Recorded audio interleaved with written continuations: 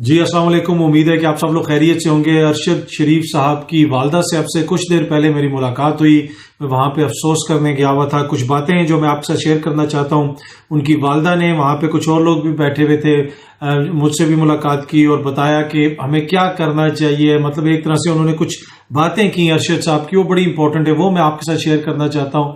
اس کے ساتھ ساتھ کچھ اور باتیں بھی ہیں۔ جب آپ کو پتا ہے کہ یہ ساری حکومت کی تبدیلی کا سلسلہ چل رہا تھا اور وہ امریکن سائفر آیا تھا، اور ایک دن خان صاحب نے کہا تھا کہ آج میں کچھ سینئر صحافیوں کو بلا کے وہ دکھاؤں گا۔ اس وقت وہ وزیر اعظم تھے، تو وہ اس میٹنگ میں بھی تھا، اور اس میٹنگ میں ارشد شریف صاحب بھی تھے۔ وہاں پہ عمران خان صاحب نے کچھ بات کی تھی ارشد شریف صاحب کے لیے، وہ بہت امپورٹنٹ ہے، وہ میں آپ سے شیئر کرنا چاہتا ہوں۔ اور کچھ اور چیزیں بھی ہیں کینیا سے، جس طرح کی خبریں آ رہی ہیں، جس طرح کی باتیں ہو رہی ہیں کہ جناب وہاں پہ ایک حادثہ آ گیا، اور جس طریقے سے میڈیا اس کو کور کر رہا ہے، اس کے اوپر بھی مایوسی کا اظہار کیا جا رہا ہے سوشل میڈیا کے اوپر، وہ بھی کچھ چیزیں وہ بھی میں آپ کو بتاؤں گا۔ پہلی چیز، میں ارشد شریف صاحب کی والدہ سے ملا، افسوس کرنے گیا۔ میں آپ کو یہ اپنے ایمان سے بتا رہا ہوں، انتہائی باہمت خاتون، میں نے ایسی باہمت خاتون نہیں دیکھی۔ میں ادھر روتا رہا، وہ مجھے حوصلہ دیتی رہی۔ انہوں نے کہا کہ تم لوگوں نے سچ بولنا نہیں کسی نے چھوڑنا۔ میرا بیٹا سچ بولتا تھا، اس چیز کو آپ نے جو ہے ذکر کرنا ہے جہاں پہ بھی آپ بیٹھے ہیں، اس لیے کہ اس نے جو اپنی شہادت دی ہے، اپنی جان دی ہے، وہ بغیر کسی وجہ کے نہیں دی۔ اور بھی انہوں نے بہت ساری باتیں کی، اور وہ اپنے بیٹے کا ذکر کرتی نہیں۔ آپ کو پتا ہے کہ ان کا دوسرا بیٹا بھی شہید ہو چکا ہے، ان کے جو ہسبینڈ ہیں ان کی بھی وفات ہو چکی ہے۔ ارشد شریف صاحب کے اپنے چھوٹے چھوٹے بچے ہیں، مجھے ملا بھی ان کا بیٹا، چھوٹا بیٹا ان کا ملا، وہ میں نے دیکھا۔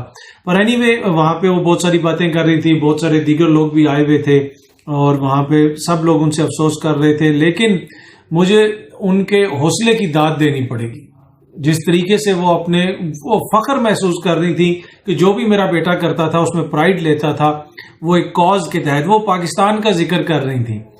اس موقع کے اوپر بھی وہ ادھر بیٹھی ہوئی، وہاں پہ دو اور بڑی امپورٹنٹ شخصیات بیٹھی ہوئی تھیں، میرے ساتھ پیچھے بھی ایک دو جرنلسٹ تھے، کھڑے ہوئے تھے۔ ادھر بیٹھی بھی وہ پاکستان کا ذکر کر رہی تھیں، 1971 کا ذکر کر رہی تھیں، بنگلہ دیش کا ذکر کر رہی تھیں، بڑی امپورٹنٹ باتیں کر رہی تھیں۔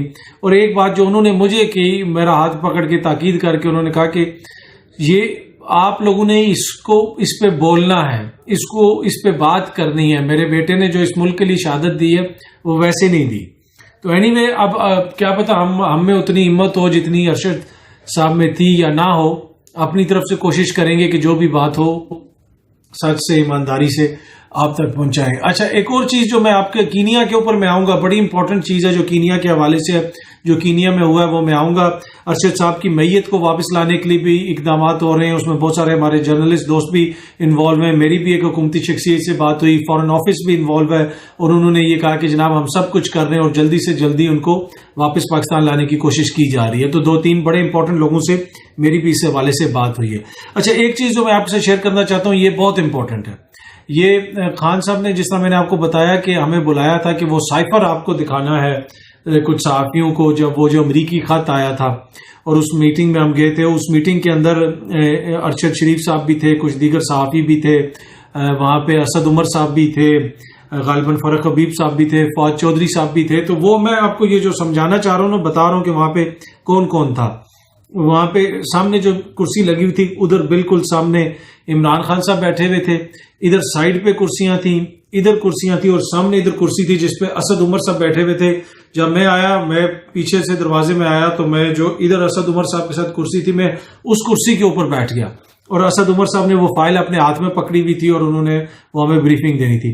ادھر بھی جرنلسٹ بیٹھ کے، کچھ جرنلسٹ جو ہے اس طرف آ کے بیٹھ گئے، جس میں عمران ریاض خان صاحب بھی تھے، ڈاکٹر موعید صاحب بھی تھے، اور کچھ اور جرنلسٹ بھی تھے، جو کاشف عباسی صاحب بھی تھے، وہ اس طرح بیٹھ گئے۔ اور اب کرسیاں ساری فل ہو گئی جب ارشد صاحب آئے نا، تو پیچھے جو کرسی تھی، ارشد صاحب پیچھے والی کرسی پہ جا کے بیٹھ گئے۔ تو میں نے ان کو کہا کہ ارشد بھائی ادھر آ جائیں، انہوں نے کہا نہیں میں ادھر ہی بیٹھوں گا۔ تو میں نے 2 دفعہ کہا کہ ارشد بھائی آپ، انہوں نے کہا نہیں۔ تو اتنی دیر میں خان صاحب بھی جو ہے وہ کسی سے بات کر رہے تھے، اپنی کرسی پہ بیٹھے، انہوں نے کہا ارشد تم ادھر کیوں ہو، تم ادھر آؤ، ارشد کی کرسی ادھر لگاؤ۔ خان صاحب نے، یہ مجھے ابھی تک یاد ہے، خان صاحب نے کہا یہ ارشد کی کرسی میرے ساتھ لگاؤ۔ اور خان صاحب جب ارشد بیٹھے تو خان صاحب نے ارشد صاحب کے جسے آپ کہتے ہیں تھائی کے اوپر ہاتھ رکھ کے کہا بھائی تم نے تو سر پہ کفن باندھا ہوا ہے، ٹھیک ہے، یہ ایگزیکٹ ورڈز ہیں. یہ اس میٹنگ میں اور لوگ بھی موجود تھے، اوروں کو بھی یاد ہوگا.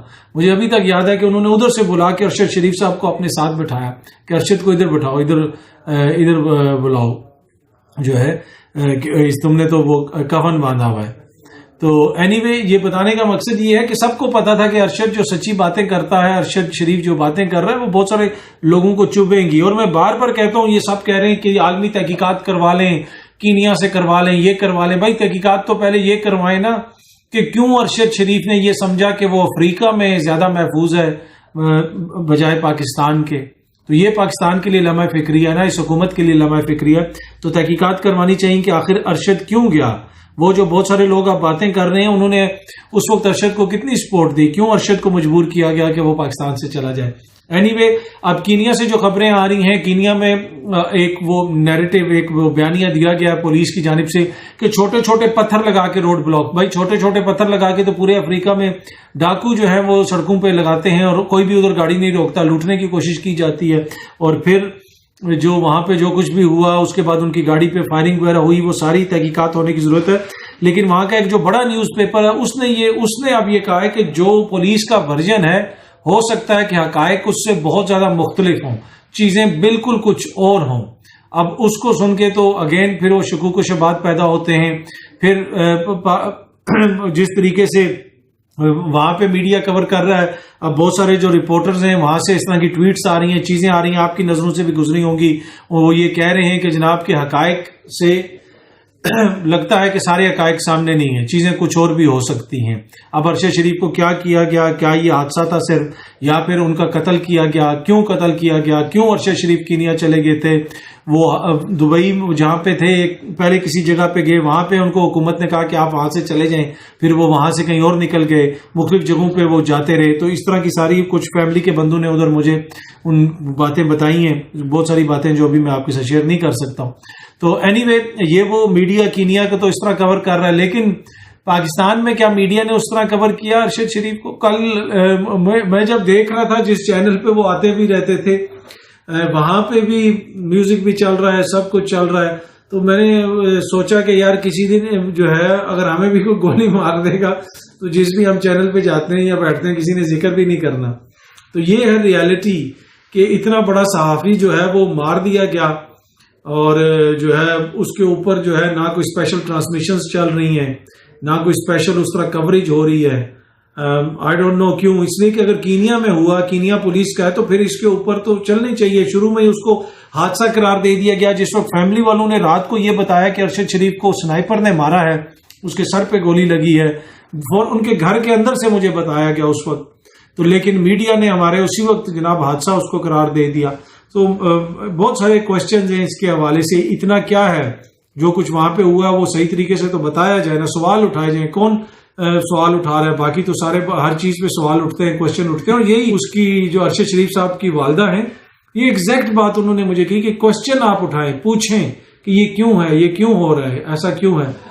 باقی اگین جس طرح میں نے پہلے بھی کہا تھا کہ میں بھی وہاں پہ گیا، نہ میں نے وہاں پہ کوئی ویڈیو بنائی نہ تصویر لی. باقی میڈیا کھڑا ہے، وہ میڈیا اپنا رپورٹ کر رہا ہے. باقی جو لوگ ہیں وہ ان کی پرائیویسی کا خیال رکھیں. فیملی کے لیے ایک بہت بڑی ٹریجڈی ہے، اور جو ان کی آخری تصاویر ہیں ارشد شریف صاحب کی شہادت کے بعد کی، ان کے اوپر جو حملہ ہوا اس کے بعد کی، میرے خیال میں اس کو شیئر نہ کریں پلیز. فیملی کی پرائیویسی کو آپ جو ہے نا اس کو ایک طرح سے ریسپیکٹ کریں اس کی. باقی بہت ساری ان کی تصویریں میں نے پچھلی ویڈیو میں بھی کہا تھا وہ شیئر کر لیں. پر جو ہوا ہے کینیا میں وہ ایڈ اپ نہیں ہو رہا. بہت سارے کوشچن ہیں، بہت ساری چیزیں ہیں جن کا آنسر ہونا باقی ہے. تو اب جو چیزیں کھلتی جائیں گی، اب کوشش یہی ہے کہ ارشد صاحب کی جو ڈیڈ باڈی ہے ان کی فیملی بھی اور حکومت بھی یہ کہہ رہی ہے کہ ہم اس میں ہر ممکن تعاون کریں گے. باقی لوگوں کے بھی رسپانسز وغیرہ آ رہے ہیں، اور جو سوشل میڈیا پہ میڈیا جس طرح کی کوریج کر رہا ہے اس کی، اس حوالے سے بھی آپ کو مزید تفصیلات سوشل میڈیا پہ بھی مل جائیں گی. لوگ وہاں پہ بھی اپنی رائے کا اظہار کر رہے ہیں. پر اینی وے بہت جلد آپ سب دوستوں سے دوبارہ ملاقات ہوگی. جو بھی آپ کے لیے میرے پاس انفارمیشن ہوگی میری کوشش ہوگی کہ وہ آپ سے شیئر کی جائے. وہاں پہ ایک میری سابق جنرل صاحب سے بھی ملاقات ہوئی، اور وہ بھی کہہ رہے تھے کہ یار یہ مشن کے طور پہ کام کرتا تھا پاکستان کے لیے، صحافت میں جو صحیح سمجھتا تھا وہ کرتا تھا. جنرل اعجاز ایوان صاحب سے وہاں پہ میری ملاقات ہوئی، وہ بھی وہاں پہ بیٹھے ہوئے تھے، ان کی والدہ سے ملنے کے لیے آئے ہوئے تھے. اس کے علاوہ بہت سارے لوگ آئے ہوئے تھے. پر ایسا ہے ٹو بی آنیسٹ کہ جب سے کل سے یہ خبر آئی ہے وہ جسے کہتے ہیں نا کہ تھاٹس کوہیرنٹ نہیں ہو رہے، وہ جو میں بولنا چاہتا ہوں وہ کیا پتا سب کچھ بول نہ پایا ہوں اس ویڈیو کے اندر، کیونکہ بہت ساری چیزیں ایسی ہیں جو کلیئر نہیں ہیں۔ اینی وے امید ہے کہ آپ کو یہ ویڈیو پسند آئی ہوگی۔ بہت جلدی آپ سب دوستوں سے دوبارہ ملاقات ہوگی، جو بھی اپڈیٹس ہوں گی کوشش ہوگی کہ آپ کو اپڈیٹ رکھا جائے۔ Thank you.